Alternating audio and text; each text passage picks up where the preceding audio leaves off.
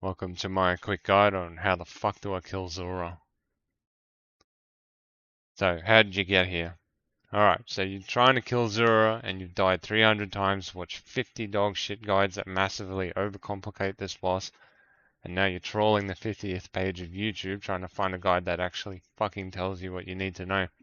Is this that guide? Probably not, but I'll try and explain this boss the best my monkey brain can.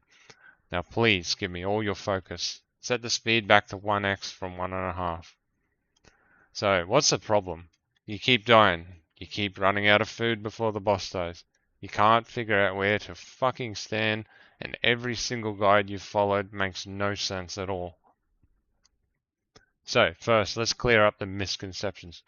You don't need an optimal strategy. You just need to kill the damn thing once, get a feel, and you'll naturally start optimizing anyway. Upgraded prayers. Yeah, they're nice, but they're not essential. Tome of Fire. Who cares? Serpentine Helm. Waste of time. Venom is not really a big issue. Anti-venom potions. Absolute waste of time. I have no idea why any of the other guides bang on about them. You only need to use it when the venom is about to hit you, and even then, who cares? It's not a big deal if you forget. Now this one's important. Get it out of your head that there's a single spot to stand for every position of Zulrah and form. The safe spot is just a spot where you won't take damage from venom clouds. If all your runs end with you running out of food, it means you are standing in the wrong spot. Now, there is a unique position for every spawn based on 4 fixed patterns, which the plugin will tell you exactly where to stand and what to pray. You do not need to learn a specific pattern. Any guide that tells you to do this is just wrong.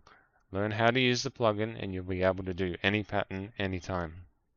And lastly, the Jad phase. Honestly, this name is bullshit. It's really just a speed round where you take no damage and clap Zulrah if you haven't already finished her off. Just get the starting prayer right and swap every time she does a peekaboo and you'll rinse her in no time. If you fuck up the prayer, who cares? Combo eat if you get slapped and start prey swapping again. You'll probably even find if you mess it up you can out-tank her anyway. Alright, here's some essential plugins that you'll need. Ground markers. Go ahead and import the ones for Zulrah. Runelight options. Status bars. Turn that shit on if you haven't already so you can actually see what your health and prayer is. Venom timer. So the Venom timer will tell you when you're about to be hit with Venom. Zulrah plugin. You'll definitely need this. Grab it from the plugin hub. And inventory tags, not really needed for this fight, but they can be handy for other bosses. Now, equipment. For equipment, just pick the best mage outfit and best range outfit you have. Don't worry about a mage cape, just chuck on an Ava device, no need to complicate any shit. Now, you'll probably want to take sharks and karambuans as you are learning, but you'll quickly graduate to monkfish. For Ironmen or noobs, the twin flame staff will trivialize this fight.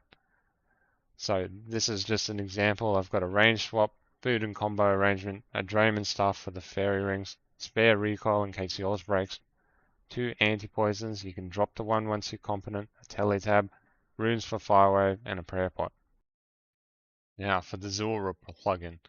You might have tried it already and thought, what the fuck am I even looking at?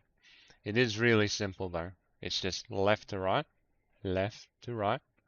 top to bottom,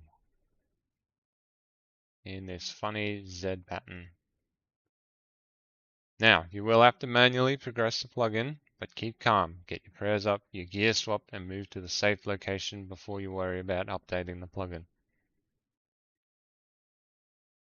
Plugin continued. But every guide craps on about there being 4 different rotations, all with different confusing names, you ask.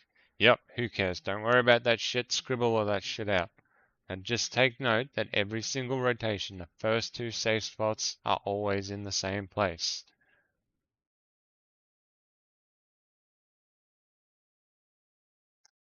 Now, the only tricky part to the plugin is if Zulrah spawns in the red melee form. However, the safe spot for the first 3 phases will be in the same location this time, so you'll have heaps of time to compose yourself. See? 1, 2, 3, 1, 2, 3. And then the very next safe spot is in the same place regardless of where Zulrah spawns. Now, Zulrah will spawn either in the top or the right. And then from that, just follow along with the plugin and what to pray and where to stand. Alright, now I'll give you an example video of me killing Zulrah and I'll explain as I go.